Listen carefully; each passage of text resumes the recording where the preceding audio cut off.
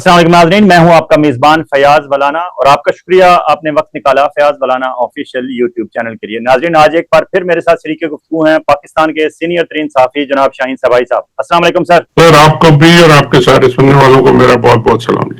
Thank you sir.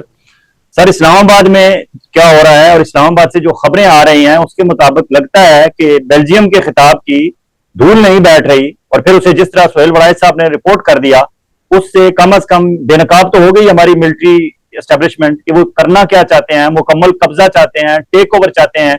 और उस take over की खबरें आउट होने पे ही DGISPR को तरदीद भी करना पड़ी और फिर मुस्लिम लीग नून वालों की मीटिंग्स भी हुई, जिन मीटिंग्स के बारे में इतला है कि वो शायद ऑडियोज उसकी कोई लीक हो गई और अब काफी खिचड़ी है इस्लामाबाद में। क्या कहानी है सर? देखिए सर, ये एक बड़ी अजीब सी कहानी है, मुझे भी अजीब लग रही है इसलिए कि जो बातें आप कह रहे हैं ना लीक हो गई जी। मसला ये कि उन्होंने कहा कि माफी मांगनी पड़ेगी ठीक। और माफी के बगैर वो नहीं होगा। और फिर उन्होंने कहा कि जी मेरा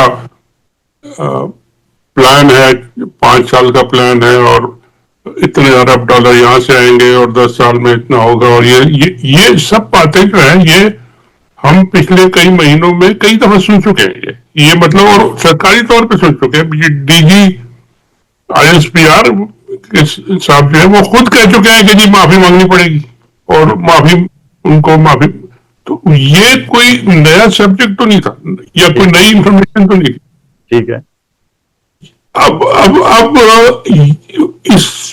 इस सिचुएशन में जो दोबारा ये खबरें निकली हैं इसका मतलब क्या है कि सुहेल वड़ाइच साहब वहां मौजूद थे और वो उनको स्पेशली इनविटेशन पे और इजाजत से ले गए होंगे, उनको ले जाके वहां उनको साथ साथ बिठाया भी हुआ है, खाने पे भी मौजूद है, टेबल पे भी मौजूद है और वो उनके साथ ही थे और उनके साथ वो कोई स्पेशल इंटरव्यू करने और कोई हार्ड टॉक करने तो वो नहीं गए हुए थे। वो तो उनके साथ साथ शामिल बाकी जो लोग होते हैं वही थे। बिल्कुल।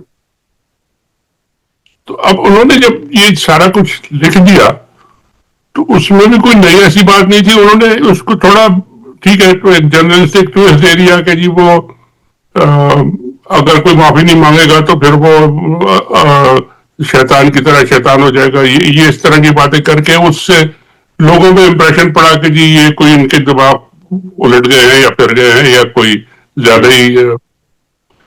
तो ये इंप्रेशन एक तो ये बना, लेकिन दूसरा ये बना कि जी वही पुरानी बातें अगर आज नए कॉन्टेक्स्ट में दोबारा आई हैं तो उससे इतनी परेशानी किस किस बात की है। बिल्कुल ठीक। और वो परेशानी की वजह फिर मेरा ख्याल समझ में आती है कि जी ये परेशानी अब इसलिए है कि जी अब वो नया एक नवंबर का नोटिफिकेशन और एक्सटेंशन वाला जो मसला खड़ा हो गया है या हो रहा है या खड़ा किया जा रहा है या खड़ा हो चुका है मेरा ख्याल है, उसकी अगर कॉन्टेक्स्ट में आप देखें तो ये परेशानी नजर आती है कि जी हम तो वहां एक्सटेंशन नहीं चाह रहे हैं और यहाँ फिर ये बातें शुरू हो रही है कि जी ये तो अल्लाह ताला बन रहे हैं तो ये हमारे लिए नुकसानदेह है तो इसको रोको। और इसीलिए फिर उन्होंने सुहेल वड़ाइच साहब पे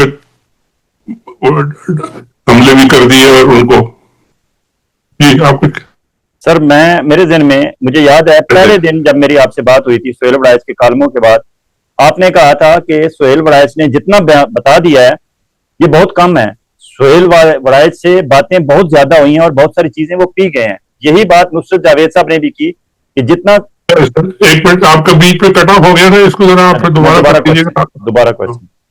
सर मुझे याद है कि जिस दिन हमने पहले दिन बात की थी सुहेल वड़ाइच के कालमों पे, आपने उसी दिन ही कहा था कि सुहेल वड़ाइच ने जितनी बात अपने कालम में बयान कर दी है ये बहुत कम है, बहुत ज्यादा बात अभी सुहेल वड़ाइच अपने पास रखे हुए हैं। और यही बात नुसरत जावेद साहब ने भी कहा कि वो बहुत सारी बातें पी गए हैं। अब जो पी गए हैं बातें, वो बातें मियां नवाज शरीफ को तो उन्होंने बता दी होंगी क्योंकि मियां नवाज शरीफ के साथ तो उनके बहुत पुराने बहुत अच्छे घरेलू ताल्लुकात हैं, गुडी गुडी हैं उनके साथ। और अगर मियां नवाज शरीफ साहब को वो सारी बातें पहुंच गई हैं एज इट इज कि आसिम मुनीर साहब क्या सोच रहे हैं और उसमें मे भी ये हो कि मैं किसी को नहीं छोड़ूंगा और बस ये एक्सटेंशन आने की देर है और अगले 5-10 साल बस मैं सफाया कर दूंगा, ये कर दूंगा, वो कर दूंगा और करप्शन और तो वो सारी बातें जो लाहौर चिड़ियाघर के हवाले से मोहम्मद मालिक साहब ने कहा था कि वहां 2000 अरब रुपए की करप्शन की फाइलें मौजूदा हुकूमत में खुल गई हैं और अब उनके खिलाफ चिड़ियाघर आप चिड़ियाघर जो लाहौर में जो अपारा के करीब है वो उसकी बात कर रहे हैं? नहीं सर, एक तो अपारा है ना, ISI इस्लामाबाद, लाहौर का अपारा वही होगा। लाहौर का अपारा जो है वो उसको चिड़ियाघर इसलिए कहते हैं कि वो it is next to adjacent to चिड़ियाघर, तो इसलिए ISI लाहौर ऑफिस को चिड़ियाघर ही कहा जाता है। तो उन्होंने कहा कि वहां फाइलें खुल गई हैं 2000 अरब रुपए की, जिसमें मौजूदा हुकूमत की, फेडरल गवर्नमेंट और प्रोविंशियल गवर्नमेंट और सिंध गवर्नमेंट की करप्शन की कहानियां हैं सारी। तो मे भी इस तरह की कोई बात सुहेल वड़ाई साहब उनके मुंह से निकल गई हो कि इमरान खान। देखिए इसमें थोड़ा स्पेकुलेट कर सकते हैं हम, क्योंकि पता तो नहीं है कि वहां पे जो बातें सुहेल साहब ने कर दी वो तो कर दी, जो नहीं की वो क्या है जी। मगर एक सवाल तो हम पूछ सकते हैं कि जी अगर 2 घंटे आपकी बातचीत होती रही, सवाल जवाब होते रहे, तो किसी एक मौके पे भी उन्होंने क्या ये एक्सटेंशन वाला इश्यू क्लियर नहीं किया सुहेल वड़ाई साहब को कि ये कोई इशू नहीं है, ये तो ऑलरेडी, जैसे उनके जो लोग आके कहते हैं कि जी वो तो एक्सटेंशन तो नहीं होगा, कंटिन्यूएशन होगा और मुसलसल होगा, मुस्तकली का होगा, वो जो उनके फैसल वावडा साहब ने आखिरी बात जो की थी जी जी ये एक्सटेंशन नहीं होगा, मुस्तकली का मतलब है तो परमानेंट हो गया ना ये तो। सर मुस्तकिल तो टिल डेथ होता है ना। तो वो मुस्तकली की बात अगर वो कर रहे हैं उनके जो लोग आके, यही बात क्या इन्होंने किसी एक मौके पे भी नहीं की सुहेल वड़ाई साहब से, या इसको इश्यू को रेज ही नहीं किया उन्होंने, या क्यों नहीं किया, या तो समझा ही नहीं कि ये कोई इशू नहीं है, या ये कि हम इस इशू को सेटल कर लेंगे, या अभी इसको रेज नहीं करना चाहते हैं, या जो भी वजह हो, लेकिन उनके दिमाग में इसके बारे में कोई ना कोई एक आइडिया तो होगा ना कि जी क्या इशू है, और उन्होंने बिल्कुल रेज नहीं किया। अगर नहीं किया रेज तो इसका क्या एनालिसिस हो सकता है कि जी 2 घंटे तक वो बोल रहे हैं, 2 घंटे तक वो बात कर रहे हैं, लेकिन वो एक्सटेंशन को नहीं सामने लाते और बाकी सब तड़िए लगा रहे हैं कि जी 2000 अरब के केसेस हमने इधर खोल दिए हैं और फलाने उधर खोल दिए और ये सब कर दिया और ये सबकी सफाई होगी और ये होगा वो होगा। इसका मतलब क्या हुआ? मतलब है कि कोई गड़बड़ जो है ना वो बड़ी संगीन अंदर है, जो कि काबू नहीं आ रही। वरना मियां साहब और मियां साहब के बंदे, फॉर एग्जांपल राना सनाउल्लाह साहब ने पहले आके कहा कि सुहेल वड़ाइस ने ठीक लिखा है, फिर DGI-SPR की तरदीद आ गई, उसके बाद फिर राना साहब आके कहते हैं कि सुहेल वड़ाइस ने जो लिखा है ठीक लिखा है। उनके बंदे तो अब वो कहने शुरू हो गए ना, अब उनको समझ आ कि सुहेल वड़ाइस ने जाहिर है उनसे तो बात की होगी ना वो। मैं तो मैंने बल्कि ट्वीट भी किया था 2-3 दिन पहले कि जी अगर तो नवाज शरीफ साहब अगले हफ्ते 2 हफ्ते में लंदन चले जाते हैं जी, और ये नोटिफिकेशन उससे पहले इशू नहीं होता, ठीक है, क्योंकि नोटिफिकेशन तो किसी और भी इशू हो सकता है। पहले हमारे पास मिसालें मौजूद है जी, 3 महीने 4 महीने पहले भी उन्होंने बता दिया कि जी फलाना वाइस चीफ होगा, फलाना चीफ होगा और फलाना ये होगा, और लोग आराम से बैठ गए, बस ठीक है होगा जी। अब क्यों नहीं हो सकता वो? और अगर नहीं हो रहा तो उसकी कोई खास वजह है, और अगर वो नहीं होता और मियां साहब जो है वो लंदन रवाना हो जाते हैं, तो मैंने तो ये उसका जिस ये निकाला था कि जी इसका मतलब ये है कि जी मियां साहब जो है ना वो अभी नोटिफिकेशन करने को तैयार नहीं है और अपने भाई को वो शहबाज साहब को इजाजत नहीं देंगे, और शहबाज साहब में इतनी हिम्मत नहीं है कि वो उनकी मर्जी के बगैर कर दें। तो ये आखिरी दिन तक, आखिरी हफ्ते तक, आखिरी मोमेंट तक ये मामला लटकेगा। ठीक। और अगर ये सिचुएशन सामने आ गई कि जी ये नहीं हो रहा और लटक रहा है, तो फिर अंदर की जो बड़ी फोर्सेस हैं और जो बहुत सारे और लोग हैं जो डर जाते हैं, जो दब जाते हैं कि जी ये तो बैठे रहेंगे, उनको भी हिम्मत मिलेगी कि नहीं यार ये हिल रहे और वो भी फिर एक्टिव हो जाएंगे और उसमें फिर कुछ भी हो सकता है। तो ये मैं देख रहा था कि जी कोई खबर इधर उधर से आए कि जी मियां साहब क्या कर रहे हैं, क्या लंदन जाना चाह रहे हैं, नहीं जाना चाह रहे हैं, क्या प्रोग्राम है उनका। अभी तक कोई कंफर्म बात नहीं कर रहा, कोई उनकी बता नहीं रहा, लेकिन ये भी नहीं बता रहा कि जी एक्सटेंशन हो रही है या नोटिफिकेशन होने वाला है या कब होने वाला है। आप जैसे कह रहे हैं कि जी राणा साहब और फलाने फलाने कह रहे हैं जरूरत ही नहीं है। नहीं, मैंने वो ट्वीट पढ़ा है आपका, आपने उसमें कहा है कि मियां साहब आखिर तक लटका के रखेंगे, एक बात। दूसरा आपने कहा कि वो लंदन जाएंगे और फिर लंदन में उनकी इसी तरह की मुलाकातें शुरू हो जाएंगी जिस तरह की पहले लंदन प्लान में पहले मुलाकातें हुई थी। लेकिन आप आगे चलकर आप लिखते हैं जहन में तो ये पैटर्न पूरा मौजूद है ना कि जी ये फिर जब काम अगर होता है तो अपनी मर्जी का किस तरह होता है, फिर पहले से वो बातचीत करते हैं, पुराने कोई किसी के समधी को निकालते हैं, किसी के वो सुसर को निकालते हैं, किसी को कुछ कर, वो अंदर की बातें जो ट्रैक 2 ट्रैक 3 ट्रैक 4 वो सारा बहुत चलता है। फिर जी उसमें बहुत सारी कहानियां, अमेरिका वाले भी आ जाते हैं तो इंडिया वाले भी आ जाते हैं, सारे कुछ होता है। जी उसकी तैयारी के लिए आपको हफ्ता 2 हफ्ते लंदन में बैठ के प्राइवेट सीक्रेट मीटिंग्स करना जरूरी है। ठीक। और अगर मियां साहब चले जाते हैं वो करने के लिए, इसका मतलब है कि फिर तो कहानी कुछ अंदर पक रही है और आसिम मुनीर साहब जो है ना वो इस वक्त पूरी सेफ जोन में नहीं है। लेकिन सर अगर आपके उसी ट्वीट को देखें तो आपने आगे चल के कहा है कि अगर मियां साहब लंदन चले जाते हैं तो इसका मतलब है कि वो ऑप्शन 2, 3, 4 पे गौर कर रहे हैं, आसिम मुनीर साहब को नोटिफिकेशन नहीं दे रहे, अदरवाइज सोच रहे हैं। लेकिन उसी में आप कहते हैं कि उनके मियां साहब के लंदन जाने पे पाबंदी है। अब अगर पाबंदी है तो वो लंदन जाएंगे कैसे? अगर लंदन चले जाएंगे तो इनको पता नहीं होगा आसिम मुनीर साहब को कि भाई इस बंदे को लंदन जाने दिया तो वहां जाके तुझे साजिशें बुनेगा मेरे खिलाफ। नहीं देखिए, पाबंदी तो मैं इसलिए कहा था कि मुझे खबरें मैंने सुनी थी और शायद पिछले दिनों ये खबर भी आई थी कि वो जाना चाहते थे, उनको नहीं जाने दिया गया। एक तो ये खबर आई, दूसरी ये बहुत बड़ी इंडिकेशन ये आई थी कि जी 14 अगस्त के इतने बड़े बड़े मुहब्बे वतन प्रोग्राम और हमारा परचम और तुम्हारा परचम, उसमें मियां साहब को बिल्कुल ही माइनस कर दिया गया, थे ही नहीं, ना तस्वीर उनकी ना कहीं कुछ ना कुछ। तो इसका मतलब है कि मियां नवाज शरीफ साहब से कोई ये आप फौज के लें या एस्टेब्लिशमेंट के लें, ये इतनी कोई ज्यादा कंफर्टेबल इस वक्त नहीं लग रही। ठीक। या उनको सामने नहीं रहना चाहते, या मैं जो कई लोगों से मैं कह चुका हूं, शायद आपसे भी कहा था और दूसरे दोस्तों से भी कहा था कि जरा पता ये करें सर, क्योंकि मेरा डायरेक्ट कोई नून लीग वालों से ताल्लुक नहीं है इतना। आजकल वो बात भी नहीं करते, बेचारे डरते भी है जो है दोस्त बहुत सारे दोस्त है लेकिन वो डरते हैं, अंदर बात नहीं करते। जी। तो मैंने कहा जी ये पता करें कि मियां साहब चाहते क्या है। अगर तो वो ये चाहते हैं कि जी ठीक है मैं इनको एक्सटेंशन 2 साल की दे दूंगा या 5 साल की दे दूंगा, तो उसके जवाब में what is he asking for. बिल्कुल सही। और उसमें वो उनकी क्या डिमांड है, उसकी डिमांड अब मैं स्पेकुलेट कर सकता हूं, मुझे नहीं पता क्या है। एक तो ये है कि मरियम नवाज को वजीर आजम बनाया जाए। जी बिल्कुल हो सकती है, क्योंकि सुना भी है कि जी उनकी ख्वाहिश भी है और ये भी है, ठीक है हो सकती है। दूसरा ये कि अगर उनको नहीं बनाया जाता तो फिर मियां साहब की क्या दूसरी क्या ख्वाहिश है।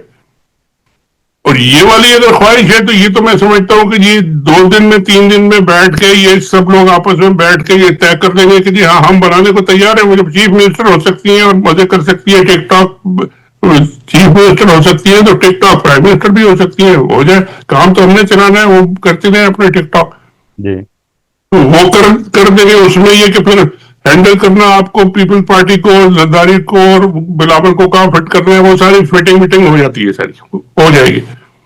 लेकिन अगर मियां साहब इस पर राजी नहीं है, वो कहते हैं नहीं मेरे साथ दगा हुआ था, मेरे साथ तुम लोगों ने धोखा किया था, मुझे बनाओ, तो मसला है।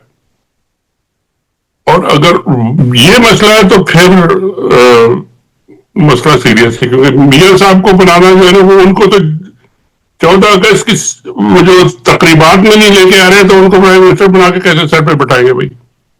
सर मियां साहब की इंपॉर्टेंस अपनी जगह, लेकिन सर इस सारे खेल में आप एक जरदारी सब पे बारी, उनको आप भूल रहे हैं। वो भी तो तमन्ना लिए बैठे हैं कि मेरे बेटे को मेरे जीते जी प्राइम मिनिस्टर ऑफ पाकिस्तान, चाहे कोई 4 दिन के लिए बना दे। क्या वो ये सब कुछ अपनी आंखों के सामने देखते रहेंगे कि हो जाए इसी तरह? उनके लिए तो उन्होंने एक मॉड्यूल निकाल दिया है ना कि जी हम सिंध के दो सूबे बना रहे हैं और पाकिस्तान के 10-12 सूबे बना रहे हैं। वो इनके लिए वही काफी है कि उनके 2 सूबे बन गए, तो फिर ये तो जरदारी साहब तो गए इंटीरियर में। बिल्कुल।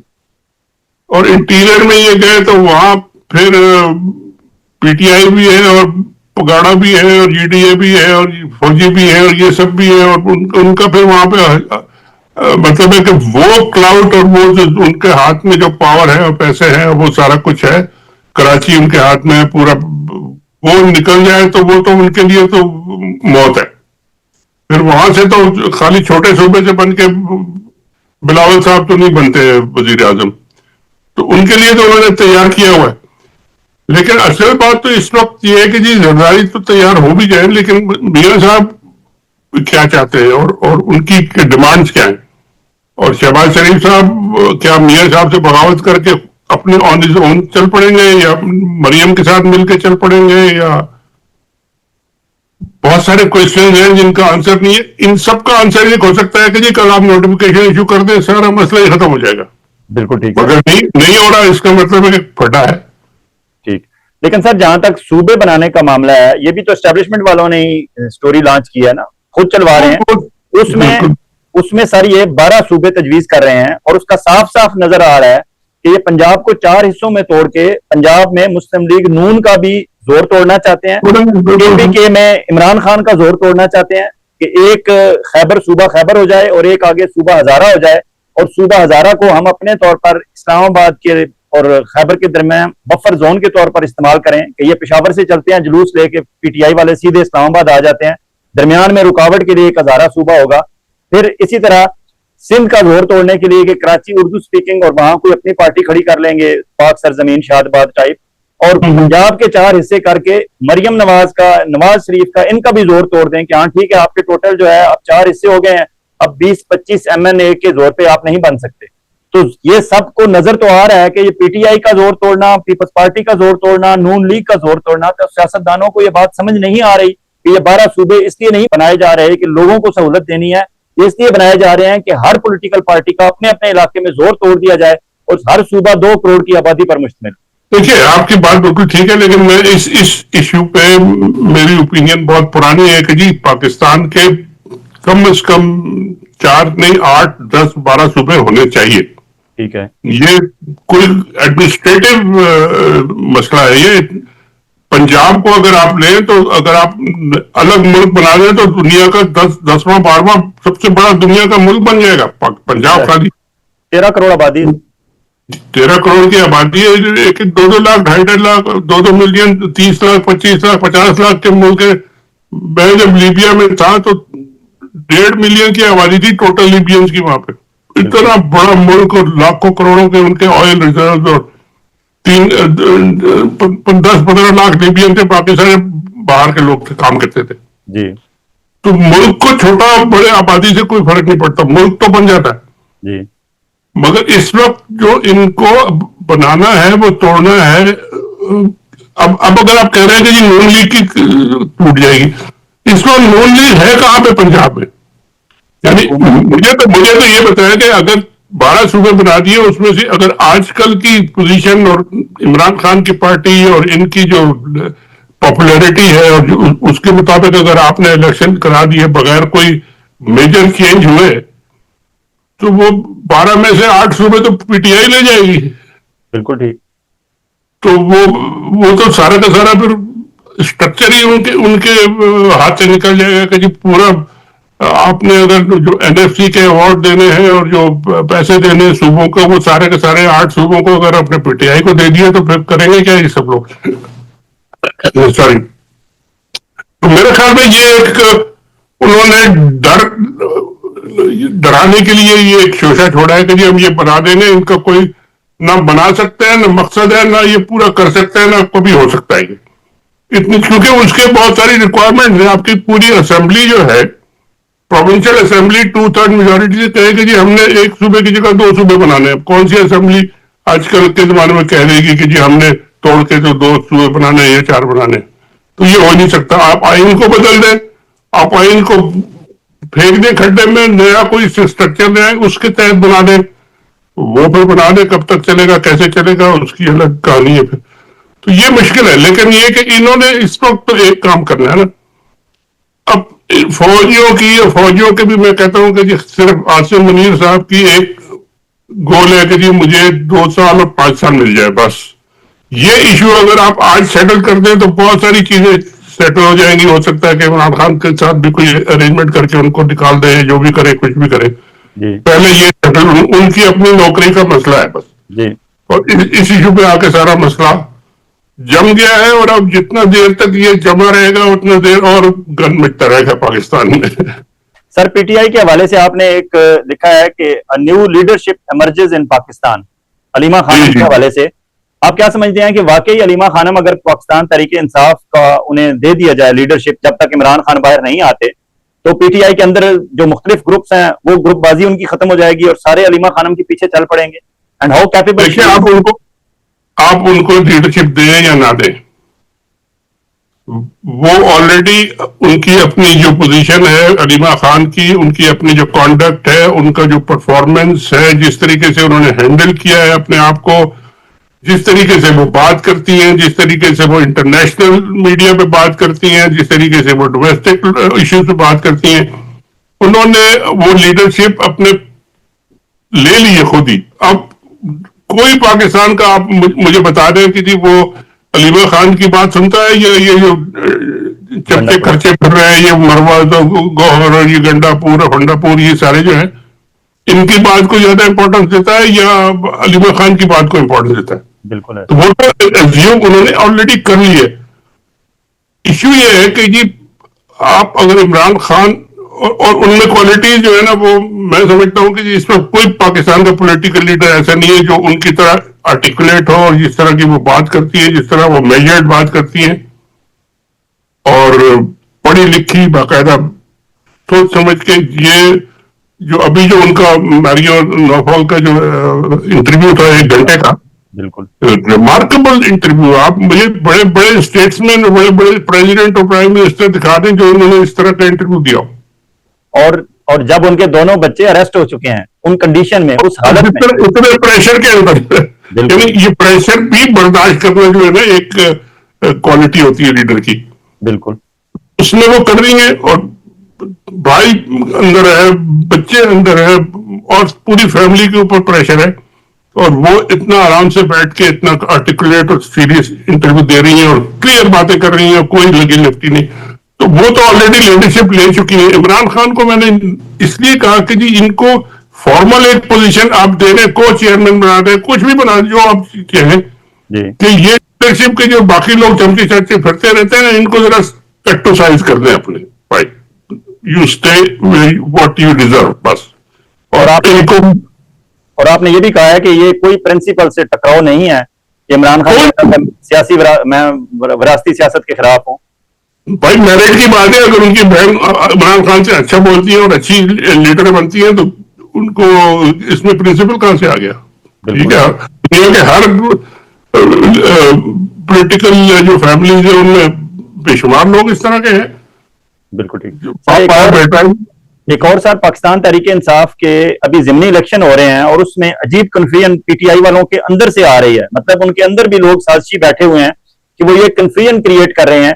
जब इमरान खान ने कह दिया कि पॉलिटिकल कमेटी जो मर्जी है फैसला करे, पॉलिटिकल कमेटी ने फैसला किया हमने ज़िमनी इलेक्शन लड़ना है, लोगों को चार्ज रखने के लिए, पॉलिटिकली चार्ज रहे ताकि लोग वो इलेक्शन लड़ने का फैसला कर रहे हैं, और पीटीआई के अंदर से ही लोग कह रहे हैं कि नहीं नहीं इमरान खान ने कहा था नहीं लड़ना। मतलब है पहले दिन से ही 2 धड़े बन चुके हैं।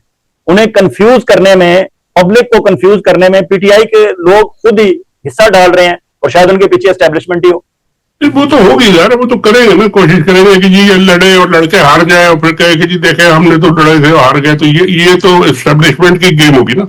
इमरान खान शायद भी नहीं मत है, और ये मेरा ख्याल है बिल्कुल सही तरीका। जब आप जीते हुए हैं, आप जेन्युइन लीडर है, आपको जबरदस्ती हराया गया, तो आप दोबारा फिर उनके साथ क्या लड़ रहे हैं? आप बैठे, आप कहें ठीक है मैं हूं, और कोई फर्क नहीं पड़ता आपकी लीडरशिप को। ये बात क्लियर करनी चाहिए इमरान खान को इस वक्त, और शायद इसमें अलीमा खान का भी रोल होगा, और जो भी उनसे मिलने जाते हैं उनका रोल होगा कि जी वो आके क्लियर कर दें कि जी हमने ये इलेक्शन नहीं लड़ना, हमारी तरफ से कोई कैंडिडेट नहीं है, जहां जो जिसने अपना लड़ना लड़े, पीटीआई नहीं लड़ी। तो फिर देख लेंगे कितने लोग किसको वोट देते हैं, कौन अपना कैंडिडेट खड़ा करता है, और जो भी करता है करे, उसका कोई वैल्यू कोई नहीं होगी उसकी। लेकिन सर इमरान खान ने तो पॉलिटिकल कमेटी को इख्तियार दे दिया था ना। उन्होंने कहा था कि इलेक्शन नहीं लड़ना चाहिए, पॉलिटिकल कमेटी बैठ के बात करे, ठीक है चले। पर देखिए केपीके के तो कोई डिस्प्यूट है नहीं ना, वहां के तो सारे सीटें इन्हीं की है, और इन्हीं के लोग आएंगे और इन्हीं के लोग होंगे। केपीके में आप देना है, ठीक है, जो अपने जो नॉमिनेशन में कर दे। जहां पे आपके चोरी किए गए थे वहां पे आपको इलेक्शन लड़ने की जरूरत नहीं है। ऑफिशियली नहीं लड़े, अनऑफिशियली लड़ते हैं। आप जो भी जितना जोर लगाता है अपना लगा ले, लेकिन उसका को देखिए, जब तक इमरान खान की बैकिंग नहीं होगी किसी कैंडिडेट के पीछे, वो 1% भी नहीं वोट ले सकता लोगों से। लेकिन ये तो सर 9 मई के मुकदमात के नतीजे में सीटें इनसे छीनी गई है ना, जीते हुए तो ये सीटें थी। बेईमानी है ना, इस बेईमानी को अगर आप एक्सेप्ट कर लें तो फिर तो सारी की सारी सीटें वो आपसे ले लेंगे, फिर क्या करेगा। बिल्कुल ठीक, बहुत शुक्रिया सर, आपसे आइंदा भी बात करेंगे। Thank you sir. Thank you sir.